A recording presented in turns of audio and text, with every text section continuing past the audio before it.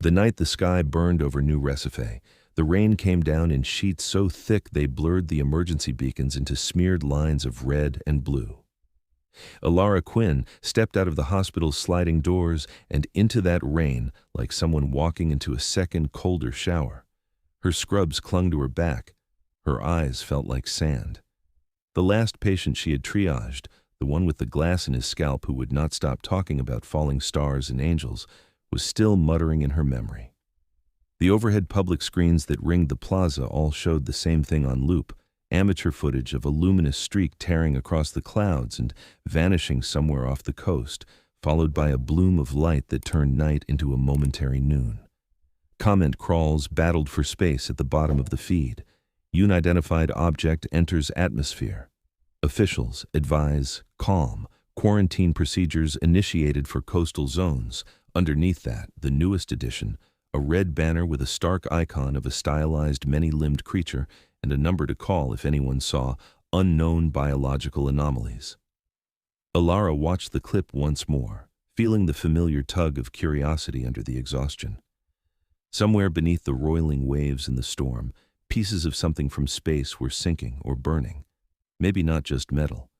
Maybe not just rock. Someone behind her bumped into her shoulder and muttered an apology.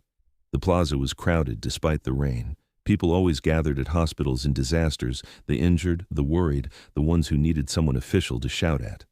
Tonight, there were also those who pointed phones at the sky after every lightning flash, hoping to catch a glimpse of something impossible. "Medtech Quinn," a voice called over the hiss of rain and engines. She turned. One of the ER nurses, Sophia, stood under the little awning, a hand raised. "You sure you don't want to crash in the on-call room? They're about to lock District 3. "I live in 3, Elara said. "If I don't go now, I won't go at all." Sophia made a face. "You in that apartment. One day the sea's going to move in and ask for rent." "Then I can charge it gentrification prices," Elara replied. They both smiled faintly, the automatic response of people used to joking at the edge of collapse. She slung her backpack higher on her shoulder, half full of textbooks and half with scavenged medical supplies she told herself she'd return, and stepped into the street. The route home from the hospital was usually a 15-minute walk. Tonight, it was a maze. Barricades had sprung up at intersections, manned by soldiers in rain-slicked armor and vehicles with unfamiliar modules clamped to their roofs. Drones hummed on silent rotors overhead, spotlights sweeping the alleys for unauthorized movement. Official announcements blared from poles in the sides of buildings. Stay indoors, report any strange creatures, obey quarantine. There was no curfew yet, but the city was sulking toward it. Elara cut down side streets by instinct, threading through the warren she had navigated since childhood. Floodwater surged over broken curbs, brown with the city's filth. The air smelled of salt, ozone, and burned insulation. She turned into a narrow service alley to avoid a checkpoint where a sensor drone was scanning each passerby like a cattle inspector. The alley was a shortcut, a glitch in the grid between a laundromat and an abandoned microfactory. The main risk there was rats. Tonight, there was another sound. Not rat feet or dripping gutters, but a faint arrhythmic scraping, like someone pushing metal against brick between wheezing breaths. Elara froze, one hand tight on the strap of her backpack. The red quarantine warning icon from the hospital screens flashed across her mind. She almost turned back. She had had enough for one shift, enough blood, enough panic, enough impossible things falling from the sky. Then another sound drifted along the alley, a thin, quavering note, high-pitched and unsteady, that tickled some instinct in her skull. It was neither human nor machine. It sounded like someone trying not to cry. She edged forward, every step a small betrayal of common sense. Water slapped around her ankles. The alley's single light flickered, casting the overflowing dumpster halfway down into alternating shadow and glare. The sound came from behind it, scrape, wheeze, that cracked, keening half-note. "Hello?" she called. "Is someone there?"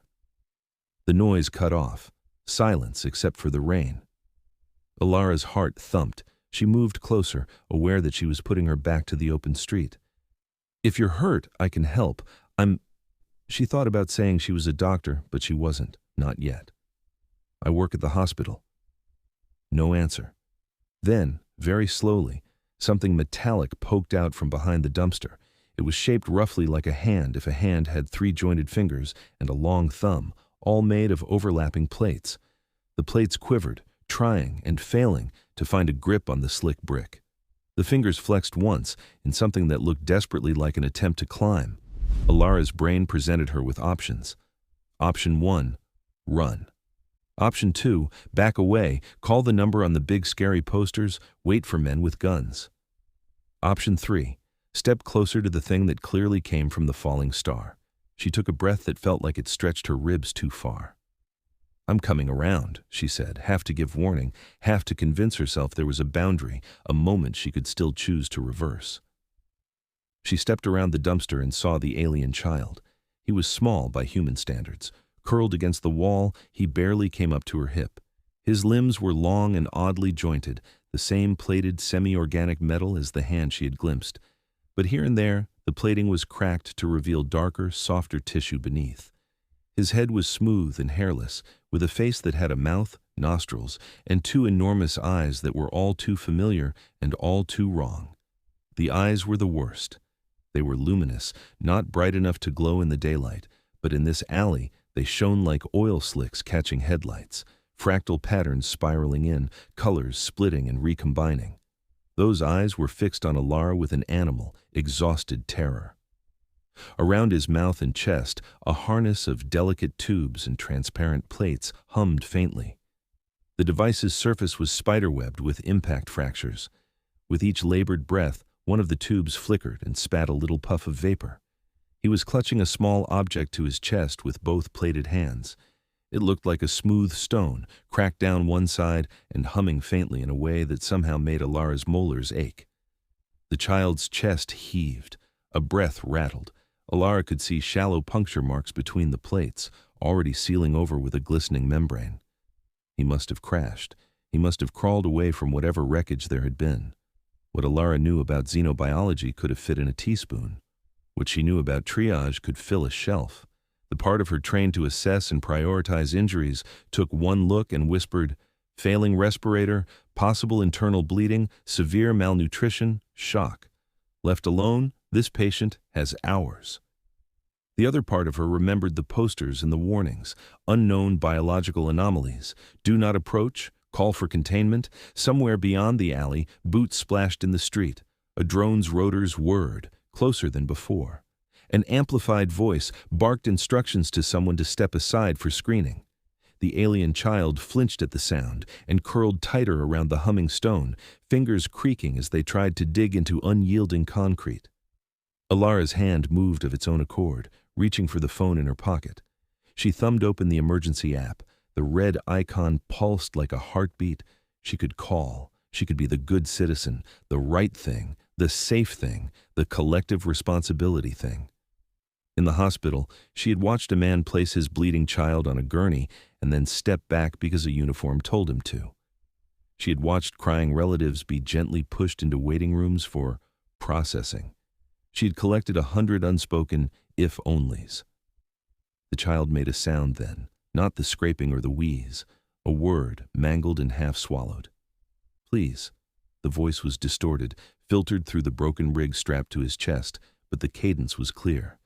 He was repeating something he had heard somewhere else, in some other disaster. The red icon on Elara's screen blurred. She hit the call anyway, thumb hovering over send. In her mind, she saw this small, fragile thing strapped to a table under bright lights. She saw hands in gloves and masks treating him as a sample rather than a patient. Elara Quinn hung up on the emergency line, shoved the phone back into her pocket, and stepped forward. Okay, she said in a voice she used for hysterical patients. Okay, all right, I hear you. The child's eyes widened. One plated hand twitched toward her, then stilled, as if he could no longer muster the strength. Elara shrugged off her jacket, ignoring the sting of the cold rain on her bare arms, and draped it over him. It covered his head and upper body, turning his sharp silhouette into something that might be, from a distance, a bundle of laundry or a slumped drunk. You're very lucky I'm too tired to be smart, she muttered. He did not understand the words, but he felt the intent. There was a slackening in his posture, a tiny release, like a wild animal that had decided to stop trying to chew through the snare. She crouched, manhandled his light but unwieldy body upright, and maneuvered him so he leaned against her. Under the jacket, his plating was cool, bordering on cold, but the soft tissue between plates radiated a desperate heat. He weighed less than a human child of similar height, but his balance was wrong. He moved as if every joint had been designed for a different gravity and a different world. She got one arm around his torso, the other under his knees, and half lifted, half dragged him into a stumbling walk. "On your feet," she said through gritted teeth. "If anyone asks, you are a very ugly, very sick dog. Try not to argue." The alien child, whose name she did not yet know, concentrated on putting one foot in front of the other. Each step scraped metal on concrete. Each breath whistled a little less raggedly than the one before. Somewhere in the static haze of his failing translation implant, he tagged her tone as "command with care." They made it out of the alley. The street beyond was a blurred corridor of rain and light. A military truck rumbled past at the far corner, water spraying off its tires. A drone passed low overhead, its sensor cluster sweeping, its red targeting dots painting the sides of buildings. Elara turned her face down, hunching to shelter the bundle under her jacket. She walked not too fast, not too slow, trying to radiate the sullen urgency of a citizen who just wanted to get home. She could feel the child trembling against her side. His grip on the stone did not loosen. In her mind, as she walked, she calculated the distance to her building, the number of flights of stairs, the times in her life she had done things more foolish than this. The number was depressingly small. A block before her street, a neighbor nearly ruined everything.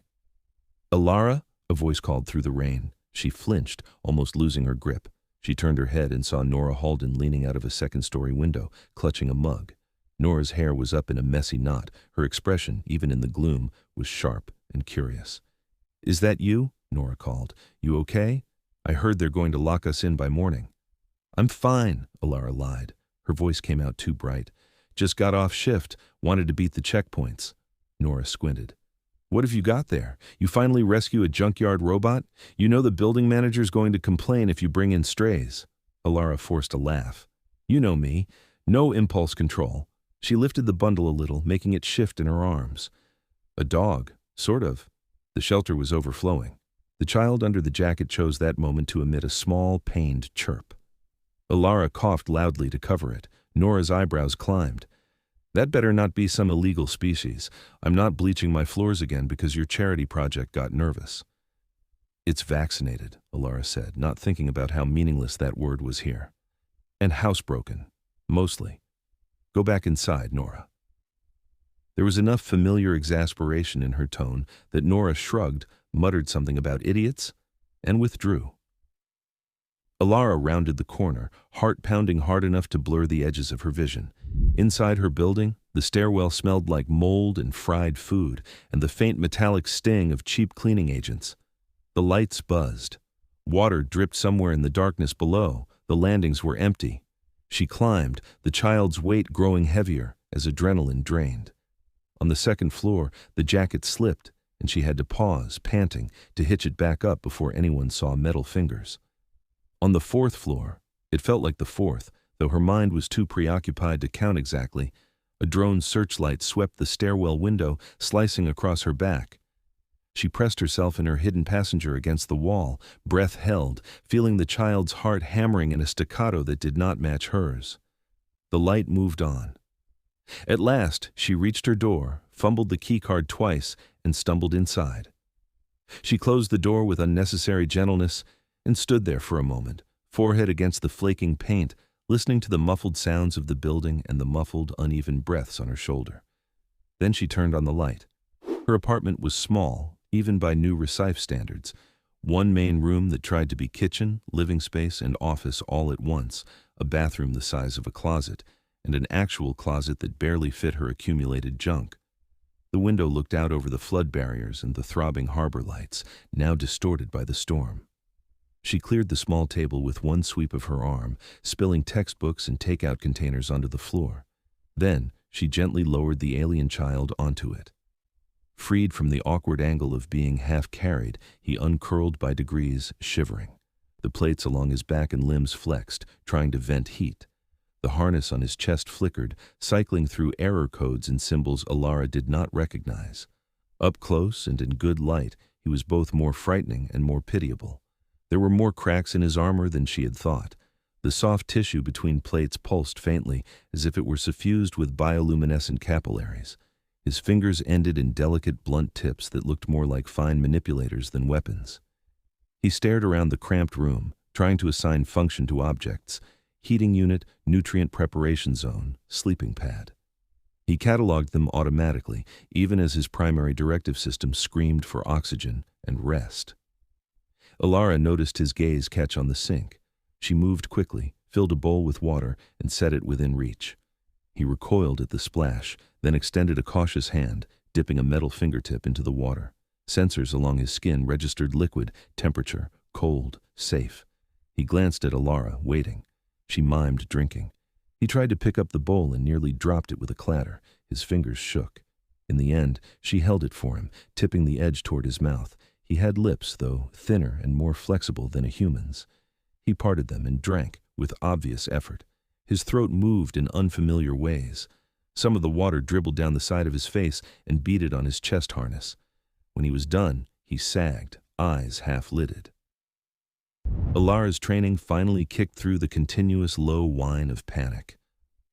"Okay," she said softly, more to herself than to him.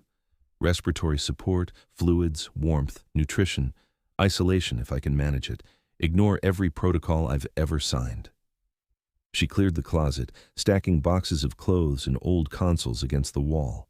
She dragged a spare mattress from under her bed and shoved it into the closet, then added blankets, her single spare pillow, and a plastic storage bin flipped on its side as a makeshift nightstand. It was all absurd. She knew that. She was building a nest for something that might not even sleep lying down. But the act of arranging a space around a patient calmed her. It gave her hands something to do that was not shaking. "Come on," she said, and helped him off the table. He moved more easily now, though every shift of his weight made some injury grumble. When he touched the mattress, his fingers pressed in experimentally. The fabric yielded. He let out a small, surprised trill and settled his weight onto it as if onto soft ground on a hard planet. She adjusted his breathing rig, tightening straps where they had loosened, watching the fluctuating readouts. She did not understand the units, but she understood relative improvement. A couple of the indicators shifted from alarming crimson to what she hoped was less alarming amber. When she straightened, his fingers brushed her sleeve, then withdrew quickly, as if he had committed a breach. "Thank you," he said. The sound was clearer this time, though oddly accented. The translation implant, piggybacking on his neural activity, had managed to map the human words it had heard in broadcasts to his own output center. He did not entirely know what the phrase meant, but he had heard it in the mouths of others with faces like hers, in streams she did not know existed, and he deployed it now like an offering. Elara blinked. The absurdity of it nearly knocked her down, an alien child in her closet, saying thank you in a warbly mimic of her language. "You're welcome," she said, voice catching. "I'm Elara." He repeated it slower. "El-Ara." "What's your name?" she asked. His plates rippled with an emotion that did not have a clear human label, identity declaration, with undertones of fear and pride. "Kirik," he said. She smiled, because that was what you did when someone trusted you with their name. "Hi, Kirik. Welcome to Earth. Try not to die here. It's complicated enough already." The corner of his mouth twitched, almost like the beginning of a smile, though he did not fully understand the joke. His body sagged as the adrenaline faded, and he slipped into a restless, exhausted sleep, clutching his cracked stone. Elara stood in the doorway of her own closet and watched him breathe. Outside, the storm battered the city. The feeds screamed that anyone hiding anomalies was endangering the species. Elara Quinn, insomniac med student, had just committed a crime that could be called treason. She closed the closet door like tucking in a child and went to her tiny kitchenette to inventory her canned goods. The next morning, New Recife woke to tighter barricades and sharper headlines. Global streams replayed the falling star from every conceivable angle. Commentators in crisp suits speculated about orbital debris, secret weapons tests, rogue states. a slightly breathless physicist in thick glasses, talked about trajectories and energy release and how statistically improbable it was that no one had died in the coastal impact. Politicians promised transparency, safety, and swift action. They did not mention the alien child in Elara Quinn's closet because they did not know about him yet. Elara woke every hour that night to check Kirik's breathing. His rig had its own energy source, but it flickered dangerously low after each diagnostic spike. She cannibalized an old portable battery and half a dozen adapters to trickle charge it, cursing softly whenever a spark jumped. She had to experiment with food. The first thing she tried, a spoonful of rice soaked in broth, made his soft tissue flush a sickly color and his chest hitch in a way that made her grab for the bowl. The second, a diluted electrolyte drink, was better. The third, canned peaches cut into tiny pieces and mashed, was unexpectedly perfect. He hesitated after the first taste, as if waiting for it to hurt. When it did not, he scooped another piece into his mouth with exaggerated care, eyes widening as the syrup hit whatever his equivalent of a pleasure receptor was. "Like?" Elara asked, miming thumbs up. He swallowed, then nodded with more enthusiasm than his body could really afford. "Like." She rationed the peaches after that because she was not a monster and because she did not have an infinite supply. She told herself she would go out and buy more, that the stores would still have shelves and not just crowds. She also told herself she would call someone in authority. Maybe not the military. Maybe some quieter research body, someone with a conscience and a budget. Each time she picked up her phone, she saw flashing images in her mind. Clinical white rooms, restraints, cold hands, the too bright gaze of people who had stopped seeing patients and only saw samples. Kirik learned faster than any child Elara had ever known. The translation band around his forearm synced more and more of his neural output to Terran Standard's phonemes. Within 3 days, he could form simple sentences, haltingly, built from words scavenged out of the news feeds and Elara's muttered lectures. He watched everything. Her cooking, her stumbling yoga routine in the cramped space between bed and table, her video calls with Leah. He soaked in information like someone who had nearly died of thirst. On the 4th day, Leah called at what her local clock insisted was morning, though the sky over New Recife still crawled with storm clouds, lit from within by late-night lightning. Elara propped the tablet on the counter and answered, slicing a precious orange into segments for Kirik to sniff suspiciously. Leah's face filled the screen. Younger, rounder, with the same dark eyes and defiant jaw. Her hair was pushed back with a headband that had little cartoon suns on it. Behind her, a classroom wall was plastered with children's drawings of rockets and underwater cities. "You look like someone forgot to color you in," Leah said by way of greeting. "Are they working you without breaks again?" "Disaster protocol," Elara said. "You know how it is. Falling sky, panic, everyone suddenly remembers the hospitals exist." "You could always move inland and teach snotty brats their alphabet like I do," Leah said. "No one makes us do cardio and emergency drills. We just hide under tables." Elara smiled. "I'd rather wrestle an alien pathogen than a room of 8-year-olds on sugar." Speaking of aliens, Leah leaned closer to the camera conspiratorially. "Is it true?" "Is what true?" Elara asked, stalling, her eyes flicking toward the closet. "That it was a ship, not a rock," Leah said. "They're saying it on the underground feeds, that there are weird readings near the impact site, and troops pulling night shifts northwest. Have you seen anything at the hospital?" Elara's stomach tightened. "You know I can't talk about that." "So that's a yes," Leah said, satisfied. "Fine, be boring. Just take care of yourself, okay? Our mother needs at least one of us to call on holidays." "I call on holidays," Elara protested. "Sometimes." "Last year you called at 12 a.m. on the wrong day," Leah snorted. "She still brings it up." Kirik, hidden just out of frame, craned his neck to see the tablet. Leah's voice, even without clear semantic mapping, had a rhythm that intrigued him. He inched closer until one luminous eye was just visible at the very edge of the screen, blurred. "Is someone there?" Leah asked, squinting. "Please tell me you finally got a cat." Elara's mind raced. "I'm house-sitting," she said, "for a friend. They have a very weird-looking dog." Leah laughed. "Only you?" "Okay, mysterious. I have to go stop Amori from eating glue. Call me when the aliens land."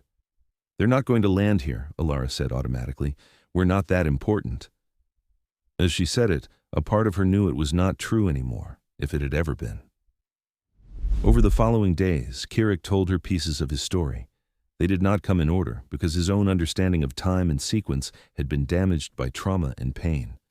And they did not come in whole words at first, but in images he projected onto the small, cracked interface of his singing stone when he thought she was not looking. Elara saw flashes as she passed his open closet door. A star field pinched and twisted by some invisible force, ships elongated into streaks by FTL compression, a planet with 3 pale moons and a sky the color of bruised violets. A child version of Kirik, smaller even than the one in her closet, clambering over a lattice of metal bones under a warm sun. She saw other things, ships in flames, hulls torn open, spilling long-limbed silhouettes into hard vacuum. The angular, gleaming forms of vessels that did not look like Kirik's, sweeping in with geometric precision and leaving only silence behind. When she asked gently, he gave her words one by one. "Sayeli," he said, touching the stone's surface, bringing up the image of a group of his people clinging to each other, their plates dull with exhaustion. "That's you?" Elara asked. "Us," he agreed. "My people, hunted." "By who?" He hesitated, then conjured an emblem, a ring divided into 3 interlocking, razor-edged shapes. The image carried with it a flavor of distaste and fear. "Pure unity accord," he said, the translation implant spitting out the closest human approximation. Each syllable tasted like metal. Elara tasted the words silently. To her ear, they sounded like a committee had named a religion. "And they chase you?" she asked. "Why?" Kirik's plates flared with baffled anger. "We do not obey." He dug for better words. "They want all to be the same, quiet, straight lines. We are scattered, changing, many voices.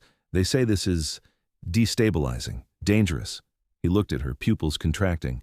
"They watch you, your people, long time. Say you are like us, but more chaotic, more possible." Elara swallowed. "How long have they been watching?" He cocked his head, listening internally to the implant's attempt to convert his people's long count into human terms. "Your centuries, maybe more." Centuries. Her skin crawled. Humanity had thought itself alone all that time, or at least unobserved. "And your ship?" she asked. "You were running?" He nodded. "Refugees, many ships, families. We find places where accord, not strong, hide there, grow there." He paused. "Sometimes they find, then we run again." "How did you end up here?" He smiled without humor. "Bad jump."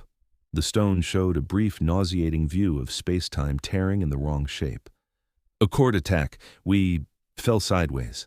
He tapped the broken harness on his chest. "Pod saved me, not others. I woke up in your sky." He did not show her the impact itself, but in his mind, in the private space where he had no words yet, he relived it in fragments, the screaming, the flipping horizon, the brief horrifying glimpse of blue ocean rushing up. Elara's anger rose with each tale. Not at him, and not even primarily at the pure unity accord, though that hatred coiled quietly in a new, bright coil in the back of her mind. Her anger focused closer to home. Her own species had not seen fit to tell the general populace any of this, even the hints, the existence of the assembly, of treaties, of distant watchful eyes. Oh, there had been rumors. Conspiracy boards had muttered about unusual readings, missing probes, strange edits to open telescope archives. But people like Elara, who had grown up believing in the fairly mundane vastness of space, had been kept in the dark. It was, she supposed, what governments did, especially when they were afraid. On the 7th night after she found Kirik, sleep finally came for her like an ambush. She dozed upright in her chair, textbook open on her lap, half a peach segment on the plate beside her. Her dreams were a muddle of sirens and blue skies and a small metal hand reaching for her across a widening gulf. She woke to her phone buzzing against her thigh. The caller ID said, "Terran Civil Authority Alert." She sat up, the sleep debris sliding off her mind in clumps. Her heart felt like it had been slammed between 2 paddles. She answered. A neutral recorded voice played, overlaying a scrolling text banner. "This is a mandatory notification to all residents in quarantine districts 3, 4, and 5.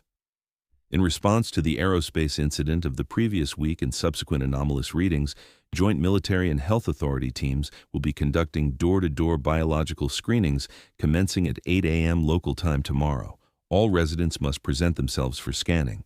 Failure to comply will result in penalties under the Interworld Containment Statute. The message repeated once. Then the line went dead. Elara checked the time. It was almost 2 a.m. The scan teams would start in 6 hours. Her apartment was on the list.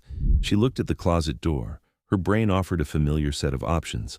Option 1, turn Kirik over, present him as an injured child, plead for mercy. Maybe the system would surprise her. Option 2, hide him better, make him quiet, pray the scanners could not see through cheap plasterboard. Option 3, help him run. The third option would mean taking him back into streets crawling with soldiers and drones. The second seemed like wishful thinking. The first required a level of faith she could not summon at 2 a.m. with the memory of that leaked video still haunting her. The video of the anomalous organism strapped to the gurney, its struggles reduced to artifacts of an uncooperative specimen. She stood, joints protesting, and opened the closet. Kirik was awake. He always woke when she approached, even when his eyes looked clouded with exhaustion. His stone pulsed faintly in his hands, casting a soft internal glow over the blankets. "You heard?" she asked, though she knew he could not understand the words unaided. He did not need the translation.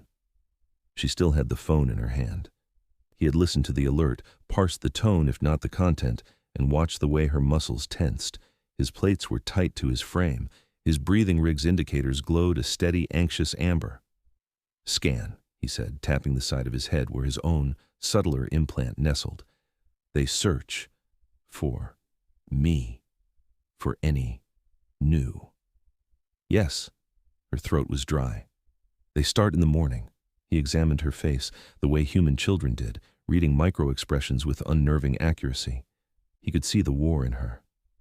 "It is okay," he said slowly. "If you give me to them, you have people, world, you must protect."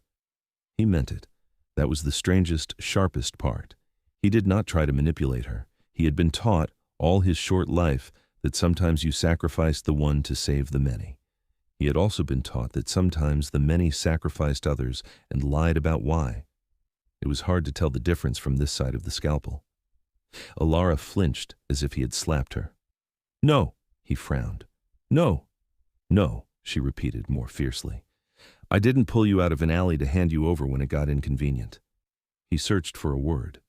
"Selfish?" "Probably," she said. "Also human.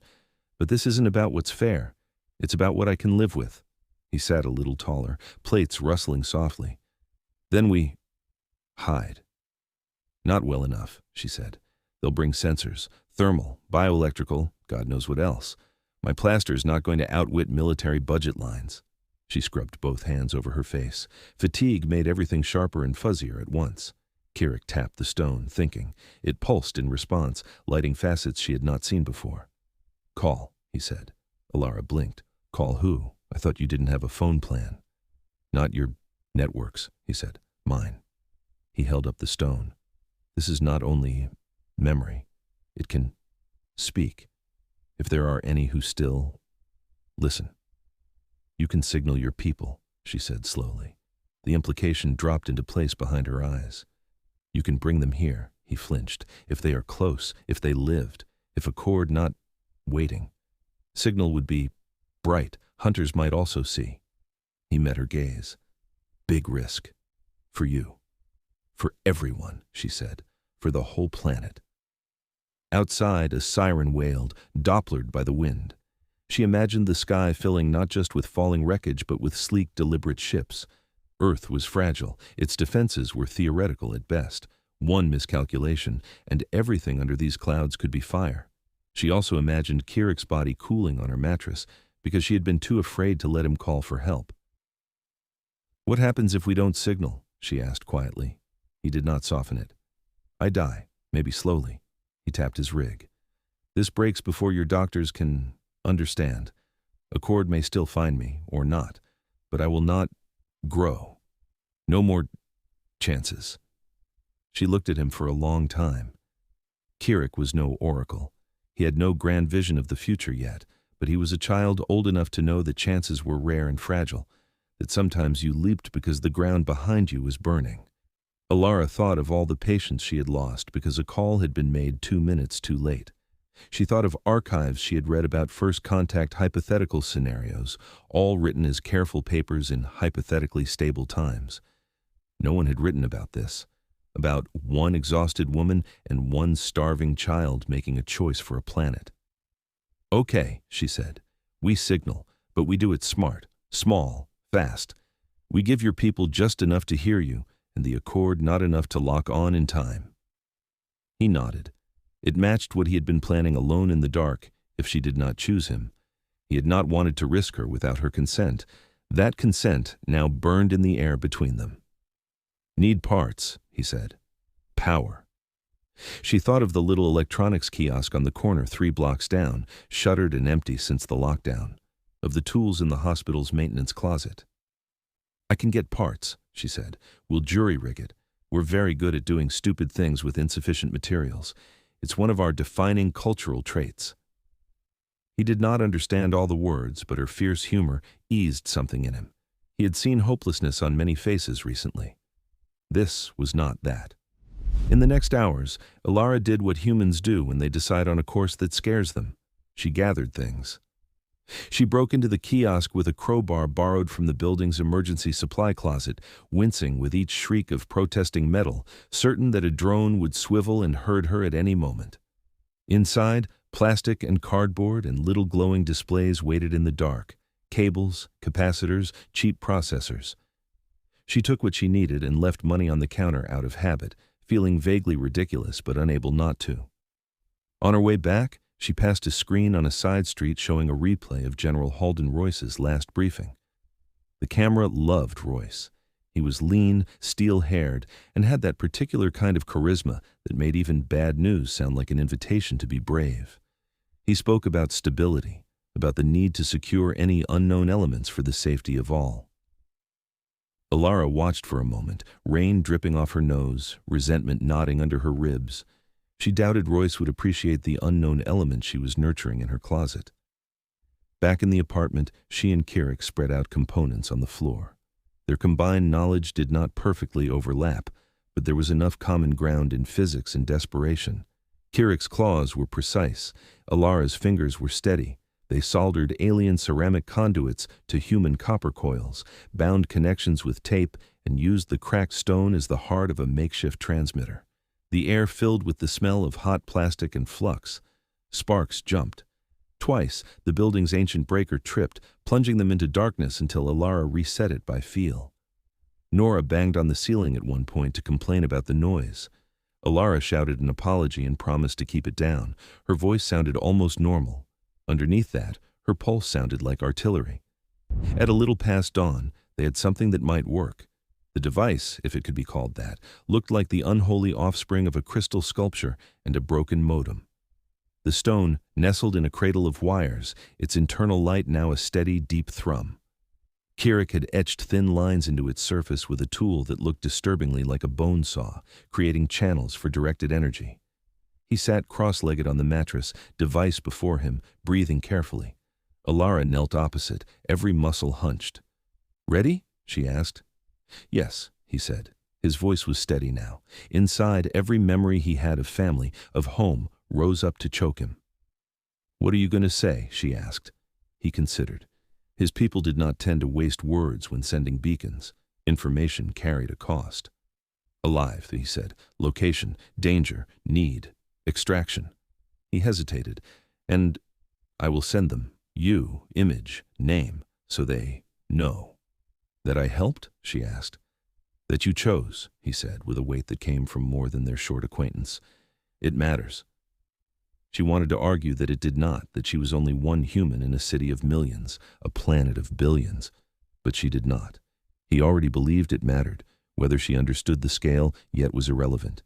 He placed his hands on either side of the stone and closed his eyes. The device hummed, then sang. The song was not one Elara could have fully heard with her ears. It was a pattern of modulated grav waves and narrow-band pulses layered atop the city's electromagnetic noise. But some part of it bled into the audible range, a low, unearthly chord that made the fillings in her teeth vibrate. Outside, as the beacon flared along channels mapped long ago by fleeing Sayeli ships, sensors in orbit twitched. Earth's military tracking systems flagged a new signal coming from an unauthorized location. A drone 3 blocks away adjusted its course, algorithms cross-referencing coordinates, preparing to report a violation. Far beyond that, in a region of space the Sayeli called the Luminous Drift, an old, scarred ship stirred. Sail Tor Velis, who had once carried 3 children onto a rescue shuttle as their world burned beneath them, straightened from her meditative trance. The stone embedded in her command console pulsed in sympathy to the call streaking through the void. Alive, it said, in a voice she had not heard on this frequency in too long. Location, danger, need extraction. Behind the primary message, like a harmonic shadow, was an image, a small room, cramped walls, a human female, thin and tired, with fierce eyes, hands steady as she held out food to a starving child. An expression Velis recognized, someone doing the right thing while fully aware of how stupid and dangerous it was. Velis glanced at the tactical displays arrayed around her. Accord patrol routes, drift currents, the tenuous network of ships and stations they had built on the margins of safer empires. She could ignore it. She could log it as a ghost and maintain the fragile stability they had eked out. Instead, she barked orders. Wake the drive. Plot an intercept course. If the hunters smell this, they will not be gentle. We will not be late. On Earth, the beacon's flaring heart began to dim. Kirik had designed it as a spike, not a flare. A sharp knock, not a bonfire. His breath came short and fast. Elara reached out, fingers hovering above his arm, afraid to touch while energy arced. Then, as abruptly as it had surged, the stone's light faded back to its usual low glow. Kirik exhaled and opened his eyes. They were brighter. Hope lived there now, a dangerous, fragile organism. We must hide it, he said. Hunters may still... The sound of boots on the building's stairwell cut him off. Elara's blood iced. Scan teams, she whispered. She snatched up the improvised beacon, feeling it bite at her palms with residual charge, and ducked into the bathroom. The old emergency manual in her head flipped through ways to hide heat sources and electronic noise. The building's pipes, the shared walls, the fact that the scanner teams would likely be in a hurry because they always were. She wrapped the device in 2 towels, shoved it into the space beneath the sink where the pipes tangled in a nest, and turned the tap on full. Water thundered, mist filling the small room, warm when she twisted the knob. Steam billowed. Sensors, she hoped, would see only a confused blur of heat and moisture. Then she yanked open the closet. Kirik looked up at her, every plate tight with fear. His rig whined faintly, still angry about the power fluctuation. "In here," she hissed, though he was already in there. She piled blankets over him, making his shape softer, less angular. She shoved a box of old clothes in front of him, as if that sorry cardboard wall would stop anything more dangerous than a draft. The door buzzer sounded. Once, twice, then more insistently. Elara wiped her wet hands on her pants and went to answer it. 2 people stood in the hall. The first was a young soldier with damp hair under his helmet and eyes that had not yet learned how to be bored at checkpoints. He held a compact scanner in one hand and tried very hard not to look apologetic. The second wore the gray vest of the Civil Health Authority. She was older, lines at the corners of her mouth that spoke of years of telling bad news in careful tones. "Elara Quinn?" the health officer asked. "Yes," Elara said. "Is this about my overdue rent? Because I can explain." The soldier's mouth twitched. The officer did not smile. "We're conducting biological anomaly screenings in this block," the officer said. "May we come in?" Elara stepped aside. "You're going to track mud on my floor. If this is how the aliens take over, I'm suing." The soldier gave a strangled sort of snort and then looked mortified. He passed the scanner over her as he entered, its small screen showing her biometric profile. Human, baseline, moderately stressed, no foreign pathogens above background. Elara's heart pounded so hard she was sure the scanner would pick it up as a separate entity. The officer walked the perimeter of the main room, her own device pinging quietly as it calibrated to ambient levels. She glanced at the piles of textbooks on the floor, the overflowing sink, the cluttered table. "You're a medtech?" she asked. "Student," Elara corrected, between shifts, vaguely conscious. "Then you understand we have to do this," the officer said. She hesitated, as if checking how much she was allowed to say. "There was an impact nearby, and thing got loose," Elara swallowed. "If I see any weird glowing slime, I'll call it in, promise." The officer nodded and moved toward the bathroom. Steam still billowed from under the door. Elara's stomach tried to climb into her throat. "Sorry," she said quickly. "I was just showering. Long shift, I can turn it off." "It's fine," the officer said. "We're reading through walls. Water complicates it a little, but the system compensates." She held up her device, watching the numbers dance as it scanned through the thin wall into the bathroom and whatever lay under the sink. There was a small, tense eternity, while everyone's breath held itself. The device beeped once, a neutral tone. The officer glanced at the readout. Baseline human microbial soup, elevated thermal bloom from the shower, nothing anomalous that her training told her to care about. She turned toward the closet next. Elara felt every drop of sweat on her back. "Any pets?" the officer asked. "No," Elara said. "I want one, but the landlord and my bank account are in a blood feud." The officer opened the closet door. Blankets, clothes, stacked boxes.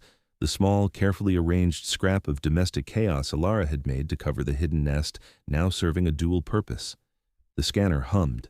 It did not find a heat signature quite human-shaped, because Kirik's body temperature distribution was stranger, but the thick blankets and his ability, born of hunted ancestors, to slow his metabolism under stress blurred the lines.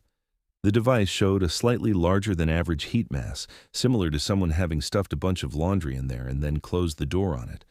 The algorithm filed it under clutter. The officer closed the door, probably mentally noting that this tenant needed a visit from a fire safety inspector someday. "We're done here," she said. "Thank you for your cooperation, Ms. Quinn."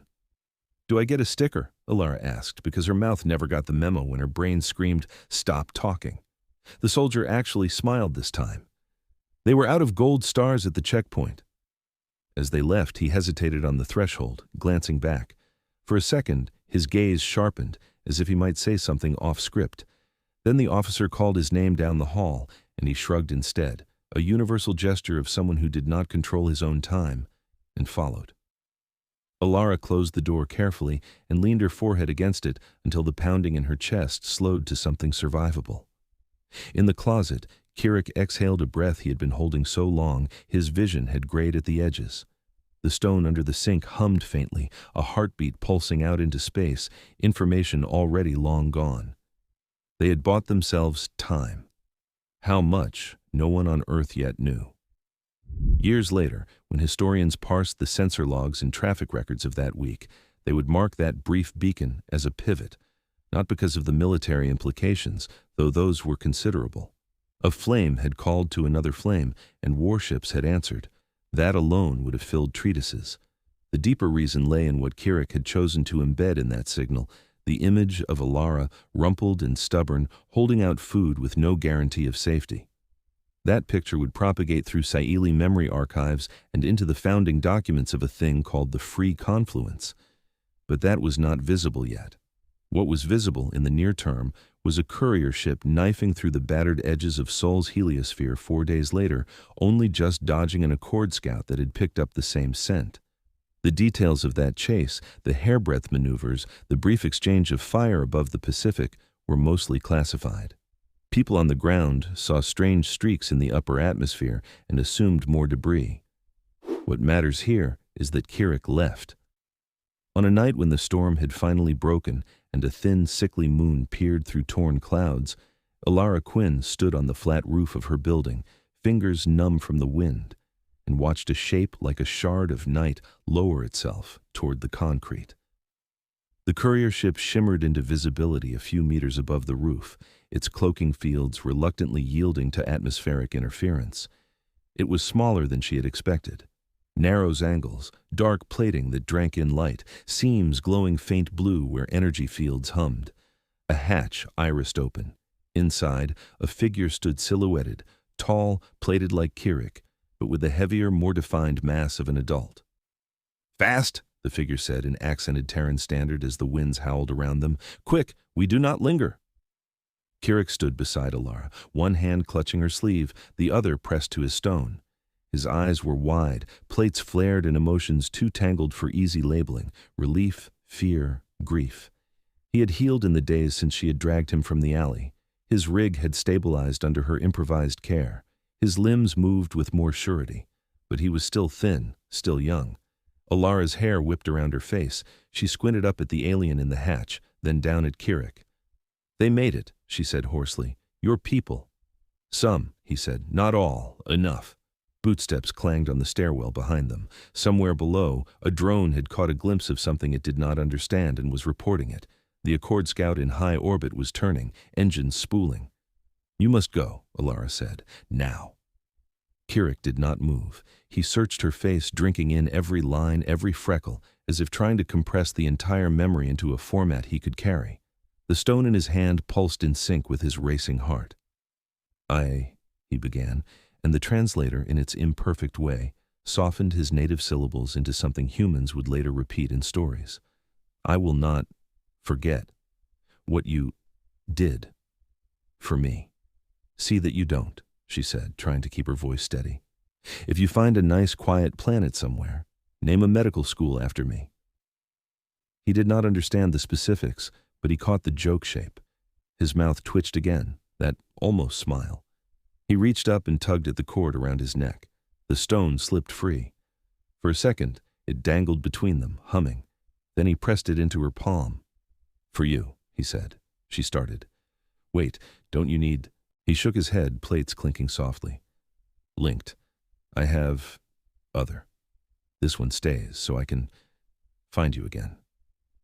Elara did not know if that was technologically accurate. The words did something more important than communicate schema. They made a promise real. She closed her fingers around the stone. It was warm in a way that had nothing to do with temperature. Below, a siren whooped, closer. "Go," she said, finally letting the urgency crack through. "Run." He looked at her once more, then turned and sprinted for the hatch. His steps sounded different now, more sure, more like someone running toward home than away from death. He paused just inside the threshold and glanced back. For a heartbeat, his eyes met hers across the storm-lit roof. "I remember," he said.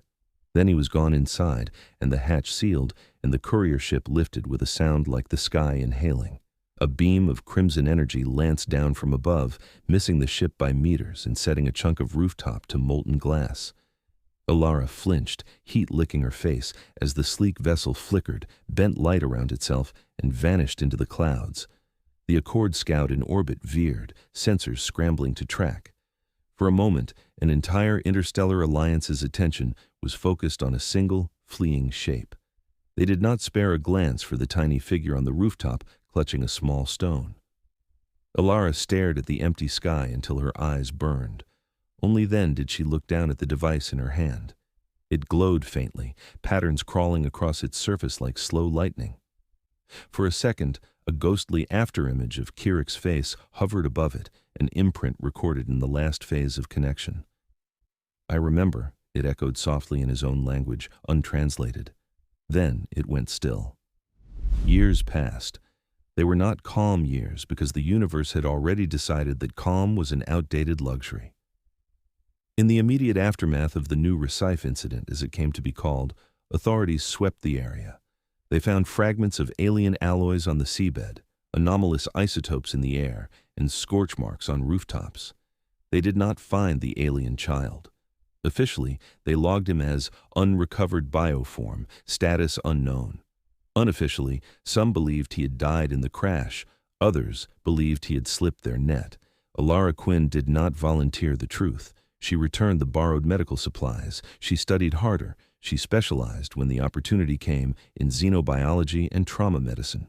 When Earth's leadership finally admitted there was an assembly out there, when they dribbled out news of treaties and liaison missions, she was already positioned as one of the people who knew how to take alien bodies apart and put them back together again. She kept the singing stone in a small box on her nightstand. Sometimes it pulsed faintly, with no apparent pattern.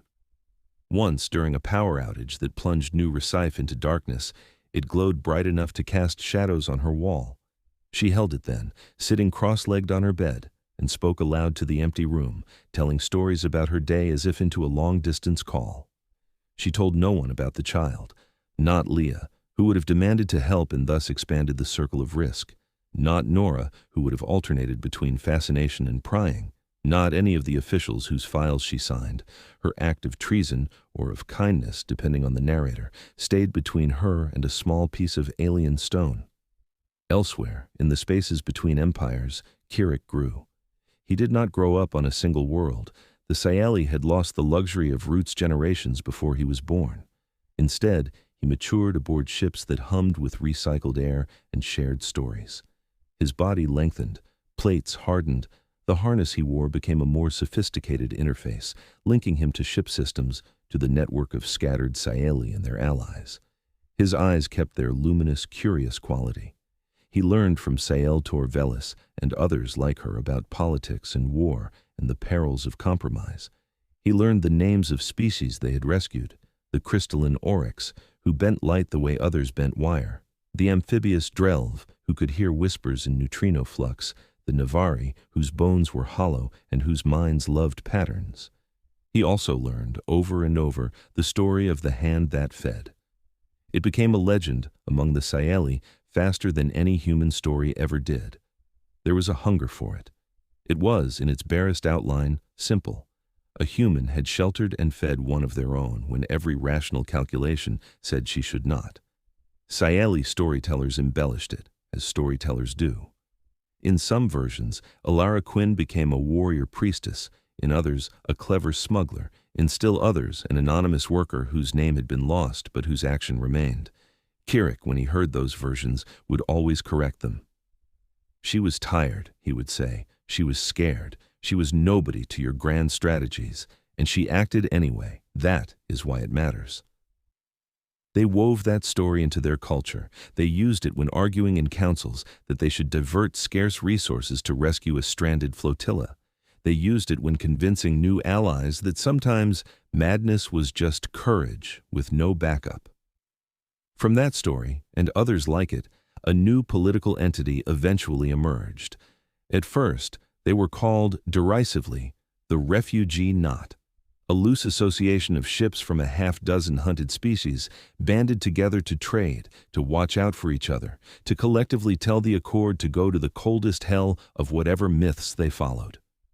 Over time, as their numbers grew and their improvisations coalesced into institutions, they took a new name for themselves, the Free Confluence. They had no single homeworld. Their capital was a virtual construct hosted on multiple ships, a meeting space they called the Memory Orchard, where participants from many species wandered digital groves seeded with shared experiences. In one corner of that orchard, reconstructed 1,000 ways, there was always an alley in New Recife and a small room where a human offered food. Kirik rose within this coalition faster than anyone had expected, including himself. He had an unnerving ability to listen to many voices at once and find a path that did not entirely betray any of them. He could argue law with Oryx jurisprudence scholars and then turn to coordinate naval maneuvers with Kashari admirals. He carried, in his own neural implants, so many linked memories that his sleep was a crowded place. When, after a particularly fraught assembly session where the Accord had pushed for harsher stabilization measures on fringe worlds, the Confluence needed a public face, they chose him. He protested at first. He was too young, he said, too marked by his personal history with humans, too inclined to reckless gestures. Exactly, Sael Torvelis had said dryly. We have had enough old, cautious leaders. Go make some mistakes in a better direction. So he did. Some of those mistakes would cost him dearly, some would save lives. One would bring him back to Sul. On Earth, in the decades since the New Recife incident, things changed and did not. Humanity learned, slowly and then all at once, that it was part of a wider network. The existence of the Galactic Assembly went public. Terran envoys took their seats in a chamber shaped by hundreds of atmospheric preferences, in a building on Aurealis Prime whose architecture looked like someone had asked a committee of abstract sculptors to design a courthouse. The shock that had rippled through the species was mitigated by the fact that many people had assumed something like this was true already. Humans had always told stories about others out there. This just gave the stories names and voting rights. The Assembly classified Earth as a probationary member. The term deathworlder, once an insult used in hushed tones in alien docs, became both a badge and a meme. Humans leaned into it with perverse pride. At the same time, old patterns persisted, nations jockeyed, corporations schemed. Some humans saw in the new galactic scene an opportunity. Others saw only threat. The Terran coalition emerged out of messy negotiations. It was less a world government than a hard-won habit of not letting old borders kill everyone in an era when external threats loomed. At its head, after an election watched with bewildered fascination across the stars, stood President Jalen Rook. Rook had been a mid-level relief coordinator before politics swallowed him, the kind of person who knew the smell of a flooded shelter and the bureaucratic dance required to get tents and water past competing jurisdictions. He had the worn look of someone who had had to say, "We're doing everything we can," to too many faces. He also had a streak of obstinacy that had gotten him kicked out of one prestigious negotiation group and into another. He believed, stubbornly, that the primary duty of his office was to keep as many people alive as possible, not to maintain anyone's pride. When the Pure Unity Accord finally dropped its pretense and moved on Sul, Rook was the one who had to stand at a podium and keep his hands from trembling. He had known in the abstract that this was coming. Since joining the Assembly, humans had been under intense scrutiny. Every riot video, every environmental mishap, every conflict, however small by historical standards, had been collated and presented in neat dossiers by Accord advocates. They used those dossiers to argue, with the softest of words, that humans were too volatile, that their creativity came with too high a cost, that the galaxy could not afford such wild cards. Rook's envoy, Tarek Bloom, had countered in session after session, pointing out that many Accord member species had similar or worse histories. He argued that the very unpredictability that frightened them also drove breakthroughs, compassion, and art. The votes had been close. The Assembly had never quite approved the Accord's more draconian proposals, but neither had they fully restrained them. They had, as large bodies do, compromised endlessly. Now, the Accord claimed that Earth had violated the concord of non-interdiction, that humans had meddled in restricted zones, that their mere existence at this level of technological sophistication represented a clear and present danger. There was truth and lie tangled together in those claims. Humans had indeed poked into places they were told not to.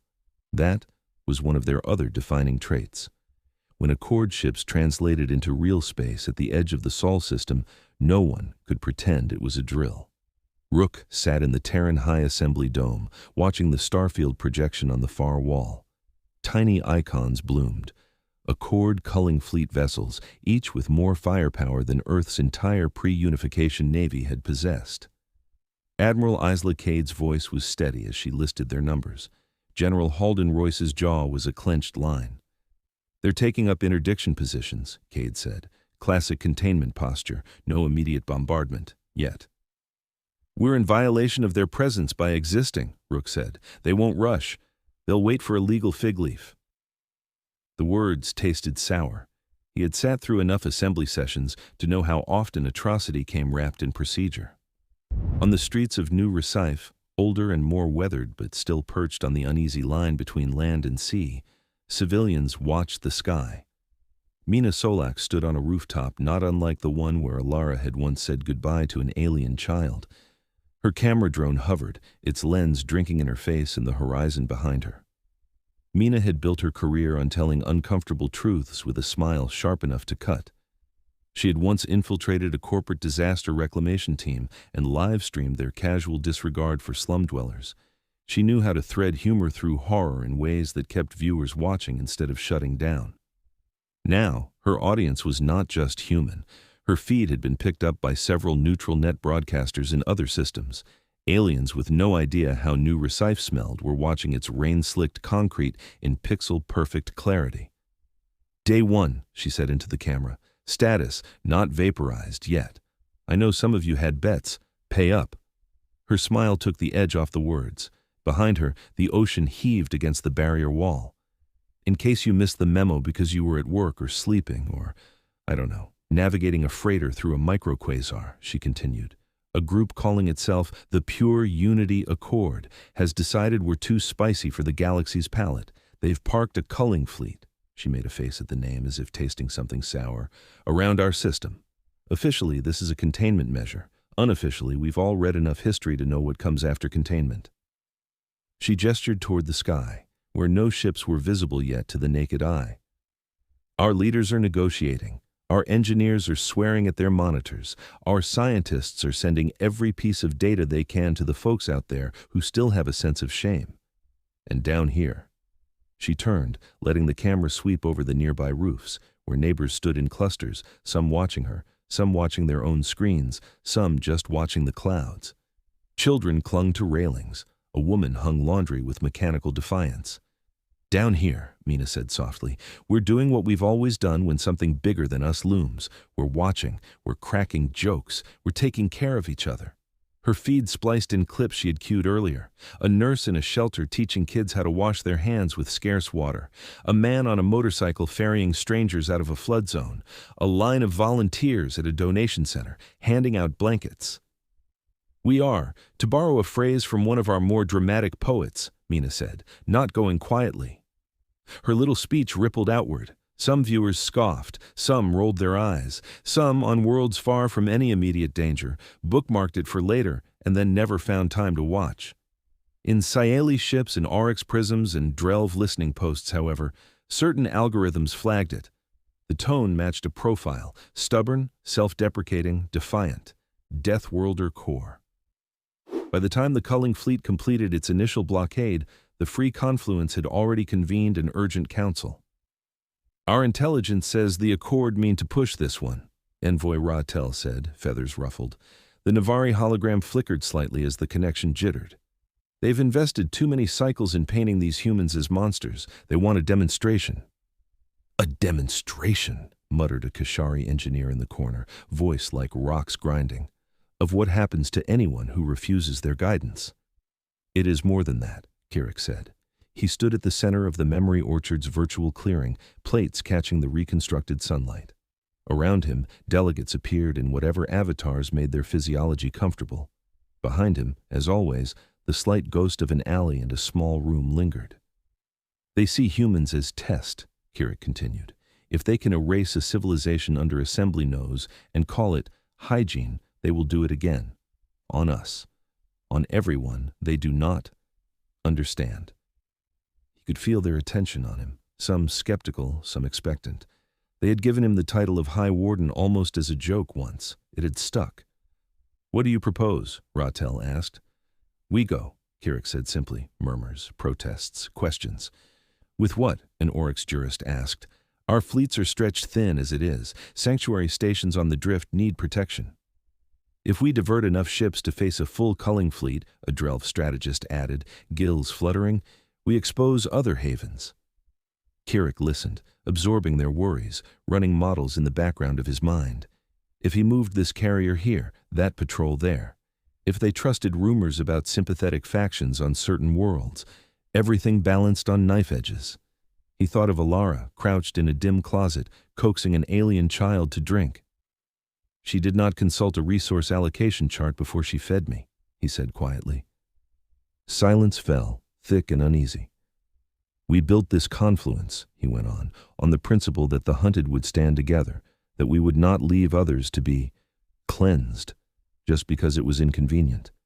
If we do not go now, if we let the Accord erase the world that gave us this story, then all of this— He gestured at the orchard's groves, at the avatars, at the glimmering web of shared memory overhead. All of this is betrayal. He waited. Sael Torvelis, older now, plates dulled but eyes still sharp, spoke from beneath the branches of a virtual tree whose leaves were fragments of star maps. He is right, she said. We owe them, not because they know it, because we remember. One by one, other voices joined. Not all. Enough. Within hours, mobilization orders radiated outward through Confluence space. Ships altered course. Commitments were shuffled. Warnings were sent to border stations to brace for thinner coverage.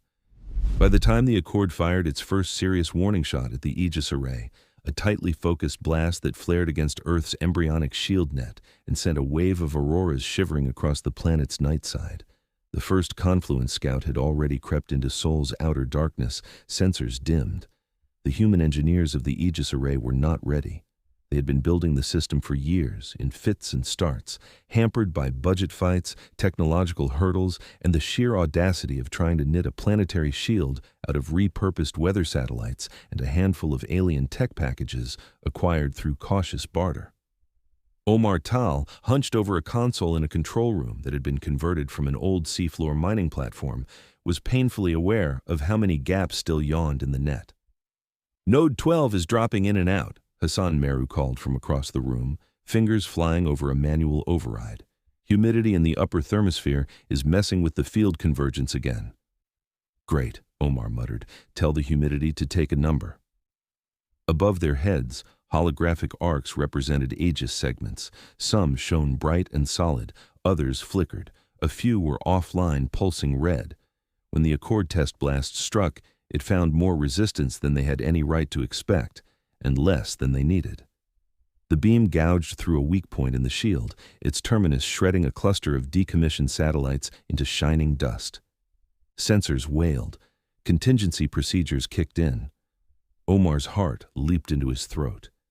"That was a tap," he said. "They're just testing." Hassan swallowed. "What happens when they stop testing?" "Then," Omar said grimly, "we see if we can outstubborn a civilization that names its war fleets after unity." He did not actually believe they could hold against a full barrage, but he also knew that surrendering early guaranteed only one outcome. Somewhere in the back of his mind, a half-remembered story Leah had told him at a conference flickered, her older sister hiding something once. He shoved the thought aside. There was work to do. The culling fleet settled into its posture. Marshal Adrian Vekk, on the flag bridge of his flagship Quiet Vengeance, watched Sol's planets through tactical overlays. He did not hate humans, not in the personal, visceral way a man hates a rival who has wronged him. He did not know any humans. His disdain was abstract, ideological. He saw in their history an irritant, a pattern of resistance to guidance that threatened the smooth lines of the Accord's plan. In his mind, the galaxy was a body, and civilizations like humanity were cancers. You did not blame a cancer for existing. You removed it before it spread. In the hours before they were authorized to fire in earnest, he reviewed the dossiers again. Riots, wars, environmental collapses, acts of altruism were there too, but weighted lower, filed as anomalies. He did not see any footage of a med student dragging an alien child up 4 flights of stairs. His staff monitored assembly channels, waiting for the inevitable debate, the wrangling over sanctions and interventions. Vekk had been assured by his political counterparts that the legal groundwork was sufficient. If he was impatient, it was only because he knew delay meant others might interfere. He did not yet know from where. At the heliopause, space twisted. Sensors on both sides howled as a wave of FTL transitions crashed into local reality. 1, 10, 100, 1,000, 10,000. Icons bloomed on tactical displays faster than software could categorize them. Different hull profiles, different drive signatures, all racing in from converging vectors. On Earth, in bunkers and apartments and crowded shelters, screens already tuned to the sky flickered as new shapes resolved. Mina Solak, mid-sentence in an update about ration distribution, stopped talking. Her camera drone, set to auto-track points of interest, tilted upward. The blue of New Recife's dome brightened. Lines appeared, faint at first, then thickening, as if an invisible artist were sketching on the firmament. Ships, thousands of ships forming layers in the dark. They did not point their weapons at Earth. They turned outward, their gravity wells aligning to catch incoming fire. In the Terran High Assembly Dome, Admiral Cade swore softly, something like reverence breaking through her professional mask. "Confluence signatures," she said. Rook blinked. "They came," he whispered, almost to himself. On the flag bridge of the Quiet Vengeance, Marshal Vekk clenched his jaw. "Identify those vessels," he snapped. "Multiple classes, sir," a sensor tech stammered. "Saley, Oryx, Drelv. Some we don't have on record. It's the Free Confluence." "They are interfering in an internal enforcement matter," Vekk said. Transmit warning, then ready the lance. In the Memory Orchard's representation aboard the Confluence flagship Promise of Dawn, Kirik opened his eyes. Reality replaced the virtual grove. He was on his command deck, displays cascaded data. The hull thrummed with the aftershocks of translation. Before him, hanging in the darkness, was a small yellow star and a pale blue planet. Sul and Earth. He had seen images, of course. He had carried Elara's memory for years, watched countless recon feeds. But this was his first direct look. His chest tightened. For a second, he was the child in the alley again, staring up at a sky he did not understand. "High Warden," Lumen said in his inner ear, the ship's AI voice smooth and calm. "Accord vessels are vectoring to adjust. They were not expecting us." "Good," Kirik said. He straightened, plates settling into the posture of command. "Open a channel wideband, to Accord, to assembly relays, to Sul." The communications officer hesitated, only out of habit because the path they were about to take was irreversible. Then she nodded and signaled. Across frequencies humans had only just begun to inhabit, a voice spoke. "This is High Warden Kirikar Sile of the Free Confluence," Kirik said, in Terran Standard, his pronunciation careful. His words appeared as subtitles on human streams. They were transcribed into dozens of languages in the Assembly InfoNet. On Oryx prisms, his voice became a pattern of refracted light. On Drelv stations, it rippled through water-filled listening chambers. "We come," he continued, "under the principle known as Ward of Debt. Some of you know it. Most have forgotten. It says that when a civilization owes its existence to the concrete act of another, it may take upon itself the defense of that benefactor, should they be threatened." He paused for a fraction of a second, letting the clause sink in. The Free Confluence exists because one human on that world fed one child of mine when all her rules told her not to. Our ethics, our charter, our ships, our lives, we built them in the echo of that choice. He looked at Earth, though no one watching could see his eyes do so. The Accord would erase this world and call it hygiene. We will not allow it. Henceforth, any hostile act toward Sul is an act of war against the Free Confluence. In the assembly hall of Aurealis Prime, adjudicators glanced at one another. Heliar Soon's crest flushed a dismayed lavender.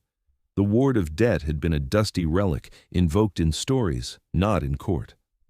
On the quiet vengeance, Marshal Vekk's lip curled. "They hide behind the sentimentality of a primitive," he said. "Signal our rejection, prepare limited corrective fire, target their forward shields, teach them to respect process." "Accord flagship is charging primary weapon systems," Lumen murmured into Kirik's thoughts. "Their lance capacitors are priming, at partial, not full output." "Of course," Kirik said. "They want a wound, not shock at first. We will deny them that too." He switched channels. "President Jalen Rook of the Terran Coalition," he said. "This is Kirik. We have not met. You have one of my people's stones. It links us." In New Recife, in an office that had been converted into a secure communications hub, Elara Quinn sat up straighter. The singing stone on her desk, long dormant, pulsed suddenly, lines of light racing across its surface like a heartbeat finding its rhythm. Rook, seeing her name in a priority message queue, had insisted she be patched into the primary link. Now, a translucent image flickered in the air over the table. A Saeli's upper body, plates gleaming, eyes luminous and familiar. Elara's breath caught. Kirik saw her through a secondary feed, recognized the lines age had etched, the familiar set of her mouth when she was determined not to show fear. For a moment, the war and the fleets and the politics shrank. There was only the connection forged in a cramped apartment. "Hi, Kirik," Elara said quietly, lips quirking despite the situation. "You grew." "You also," he said, something very much like affection coloring his tone. "The world has been unkind and kind, both." Rook watched this exchange with an expression that moved from bewilderment toward comprehension. "You're the child," he said. "From New Recife." Kirik inclined his head. "I was. I am also now High Warden of a coalition that owes your world a debt." "You don't owe us anything," Elara said reflexively. "That is not how we calculated it," Kirik replied. "President Rook, my ships can hold the Accord for a time. But if this becomes merely a battle of who can kill faster, we all lose. I need your people's chaos." Rook blinked. You came with 10,000 ships and you want us to help? Kirik's plates rippled in amusement. I learned from a human that sometimes the smallest actions have the longest echoes. I am not here to replace your agency. I am here to stand with it. He laid out his plan. The legal gambit, the solar chorus, the non-lethal disabling of the culling fleet. As he spoke, Lumen fed tactical overlays into Confluence and Terran systems. Rook listened, eyes narrowing. He had been in countless meetings where people tried to sell him plans. Most of them had smelled of ego or fantasy. This one smelled of desperation and conviction in equal measure. It's insane, he said finally. Using our half-built shield to ride a solar flare into their weapon? Yes, Kirik said simply. Insane like feeding a stranger behind a dumpster. Elara snorted. Careful with the metaphors or the speechwriters will steal them. Outside, Accord strike craft began probing the Sanctuary Armada's formation. Confluence resonance. Nets flickered on, catching them like fireflies in amber. Accord crews, trained to expect annihilation or victory, found themselves adrift, systems neutralized, but ships intact. Mina Solak, watching from her bunker feed, narrated the spectacle with a mix of awe and sarcasm. Okay, she told her viewers. In case you're tuning in late, those ghost spiderweb things you're seeing around the pretty angry ships? That's some kind of alien timeout tech. Our new friends are apparently trying very hard not to kill anyone while stopping them from killing us. This is the most aggressively pacifist battle I've ever seen. Her comment filters filled with reactions from across space. Some aliens marveled. Some found the human tendency to name terrifying technologies with cute metaphors unsettling. Deep in the Accord flagship, Marshal Vekk watched his fighters drift, furious. They are making a spectacle of us, he growled. They turn a necessary procedure into theater. He signaled his weapons chief. Bring the Grav Lance to full power. We will remove their toys and the deathworld both. Sir, the chief said, scales blanching, full power would destabilize the planet's magnetosphere. The assembly will do nothing, Vekk snapped. They wring hands while disease spreads. Fire. On Aurealis Prime, alerts lit up assembly channels. They would not dare, Heliar soon whispered, reading the intercepts. Not with the feeds live. But Vekk would and did. On the promise of dawn, Lumen sensors registered the Lance's buildup. It whispered rapid-fire probabilities into Kirik's implants, trajectories, energy thresholds, catastrophic failure modes. Simultaneously, in a seafloor control room, Omar Tal's console screamed warnings about a sudden spike in exotic energy signatures. This is it, he said. That's their ace. He grabbed the comm. Admiral Cade, President Rook, whoever's listening. If they fire that thing, our magnetosphere goes sideways. Atmospheric loss, radiation bath. Long term, we're all boiled. Short term, we're on fire.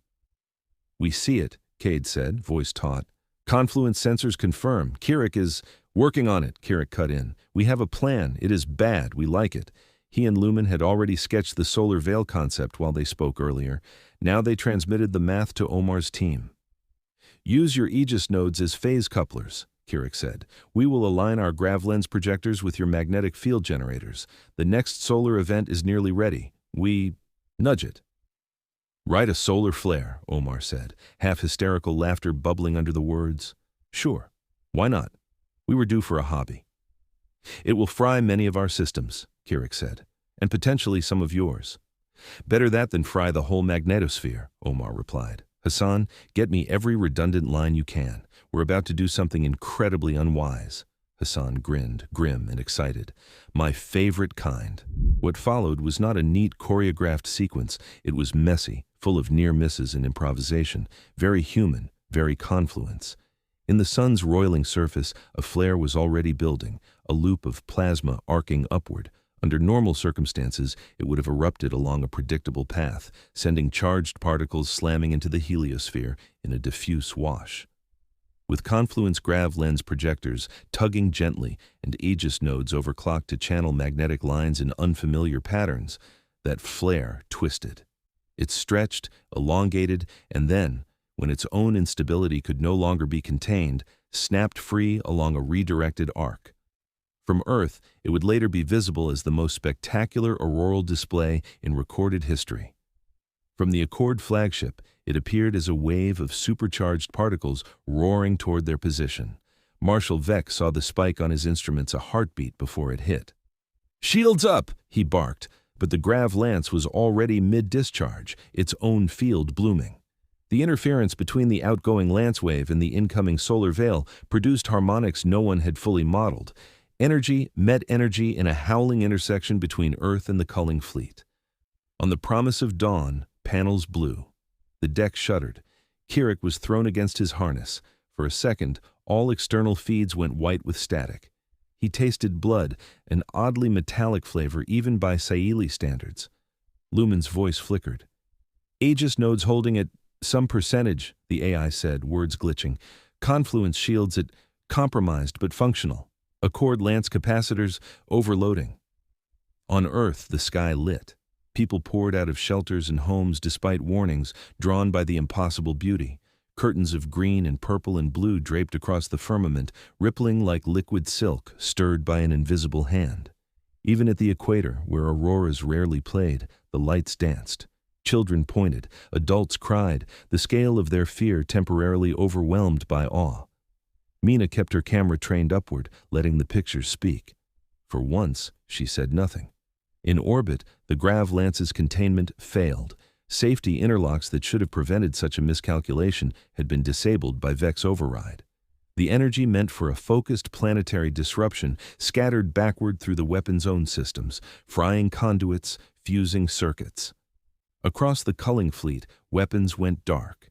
Shields flickered, reactive armor sloughed, not catastrophically enough to send ships spiraling into planets, but enough to render them inert husks for the foreseeable future. The Sanctuary Armada did not escape unscathed. Dozens of Confluence ships lost primary power. Some tumbled until emergency thrusters corrected their spin. A few, caught at bad angles, suffered structural failures. On the promise of dawn, a console exploded in a shower of sparks. Kirik threw an arm up to shield his eyes. Shrapnel nicked his plating, hot pain lancing along his side. "Report," he rasped. "Lance is offline," Lumen said, voice thin but present. "Accord weapon grid is fried. Our forward shields are gone. Life support is stable. We have—" A pause. "We have injuries, some fatalities, but we are here, and so is Earth." Kirik sagged back in his harness, relief and grief knotting in his chest. On Aurealis Prime, assembly feeds lit with messages. The entire event had been broadcast, the Accord's deployment of a forbidden weapon against a populated world. The Confluence's attempt to deflect it with a risky maneuver that had endangered themselves as much as their enemies. Public opinion, that slow, ponderous beast, lurched. You cannot control narrative in a network that spans species without someone eventually making a meme.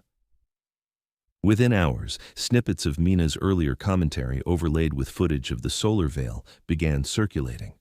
The phrase, "Deathworlders gamble," took on a tone of admiration rather than derision. In the assembly hall, Hellier soon banged a ceremonial staff for order. "The Accord has violated our most basic prescriptions," she said, crest dark with outrage. "They tried to use a planetary-scale lance while an inquiry was still in process. We will not ignore this." Even representatives who had previously towed the Accord line shifted, sensing which way the wind was blowing. Sanctions, suspensions, and investigations were proposed, amended, and passed with unusual speed. Back in Seoul, with the culling fleet disabled and their own ships limping, the Sanctuary Armada maneuvered carefully. Resonance nets expanded, enveloping Accord vessels before any could self-destruct in dramatic martyrdom. Sanctum bubbles popped around critical officers, freezing them mid-speech. Confluence boarding parties, armored but unarmed with lethal gear, moved into secure systems. On Earth, in a med facility in New Recife that had once treated victims of floods and now treated those shaken by orbital near-misses, Elara Quinn lay in a bed by a window. She had collapsed from exhaustion halfway through the crisis, body finally cashing checks written decades before. Her colleagues had insisted she rest, if only so there would be someone sane left to consult later. Now she watched the auroras fade, the sky settling back into its usual murky glow. The door hissed open. A figure stepped in, careful, as if afraid of knocking over the furniture. He was larger than the child she remembered, but the tilt of his head, the luminous eyes, the way he paused to take in the room, those were the same. "Kirik," she said. Her voice was thin but steady. He approached the bed, his environment suit humming softly, filters adjusting to Earth's air pressure and composition. Up close, she could see the new scars on his plates, the faint tremor in his left hand. "You look terrible," she said. "Leader of 10,000 ships and you can't even get enough sleep." He made a sound that, in a Saeli, equated to a laugh. "I learned from you," he said. "You did not sleep much when we met." She smiled, lips cracking. "You remembered." "I built a civilization around remembering," he said simply. He glanced at the small box on her nightstand. The singing stone lay there, glowing softly now in the presence of its pair aboard his ship. "It called me," he said, "not with signals, with guilt, with debt, with gratitude." "You didn't have to come," she said. "You know that." "Yes," he said, "exactly." Silence settled between them, thick with things that did not need to be said. The cost, the people lost, the futures bought. "How bad is it out there?" she asked after a while. "Messy," he said. "The Accord is hurt, not dead. The Assembly is angry. The Confluence is tired. But there are many watching, learning. Some will choose differently next time someone like you stands in an alley." "What about us?" she asked. "Humans." He tilted his head, considering. "You have been demoted," she blinked. "Excuse me?" "In the Accord's files," he clarified, plates flickering in amusement, "from existential threat to severe nuisance." She snorted, then coughed. "I'll take it." "You have friends now," he added. "Annoying, loud, impractical friends who insist on calling your world Sanctuary of Sol, already in their networks." She closed her eyes briefly. "We're going to have to build better guest housing." "That would be wise," he agreed. "Many will come. Some because they need safety. Some because they are curious about the world that made the Confluence jump in front of a lance."